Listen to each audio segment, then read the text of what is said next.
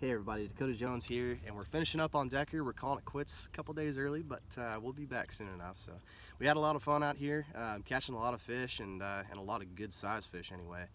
But I was going to walk you through. We've been catching a lot of our fish on lipless crankbaits this week, and this is something that a lot of guys will throw, especially in the coming months. You know, going through the winter and early spring.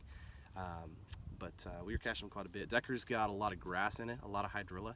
And that's one of my favorite things to fish in hydrilla, especially off the deeper edge where we've been catching them 8 to 10 feet.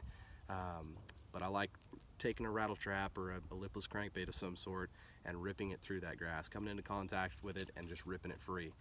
And that's what we've been doing out here this week on Decker, and I'm just going to walk you through kind of how we've been catching them and the setup up and using. So my rod that I throw a lipless crankbait on, I really like a longer rod because it gives me a little bit more leverage whenever I'm ripping it out of grass, and also it gives me a little bit longer cast. I can cover more water with it. So this is a 7'6" medium. It's actually a walleye rod from Temple Fork Outfitters, and I like it because it comes with the full cork grip on the back. And usually whenever I'm ripping grass free, I'm grabbing it with both hands, and that full cork grip just gives me a little bit more grab whenever I'm ripping it free. 17 pound to 20 pound fluorocarbon line. I like fluorocarbon instead of braid because it's a little bit more invisible. But at the same time it doesn't have that stretch, so you're going to get more power into your hook set whenever you're ripping it free of grass. So, and then my lipless crankbait, I like the red eye shad from Strike King.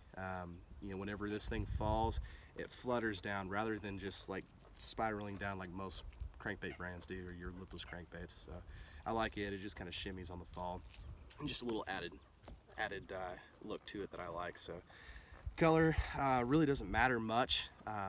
You know, obviously when it's sunny out, I like a chrome finish. Whenever it's cloudy, I like a solid color pattern. So fall, usually I try to stick more towards shad colors. In the spring, more towards crawfish colors. So, but that's my setup. Oh, the reel. Most of my moving baits that I fish with a 6:3 to 1 gear ratio. That kind of is the right speed for me. Whenever I'm doing this sort of thing, I like to pick up line a little bit quicker. So this is an 8:1 to 1 gear ratio. And really the reason for that is whenever I rip it free of grass and it's fluttering, you want it to flutter a little bit. That's a lot of times when the fish are going to eat it. But at the same time, you don't want to be so far behind your line that it's getting caught in more grass or fish grabs it and you completely miss it altogether. So I usually like a little bit faster reel, it picks up line quicker, and I'm able to land more fish on it. So, but that's my setup. That's what I'll be throwing all through this winter. Hope this helps you guys and you can take it out and catch some fish on it.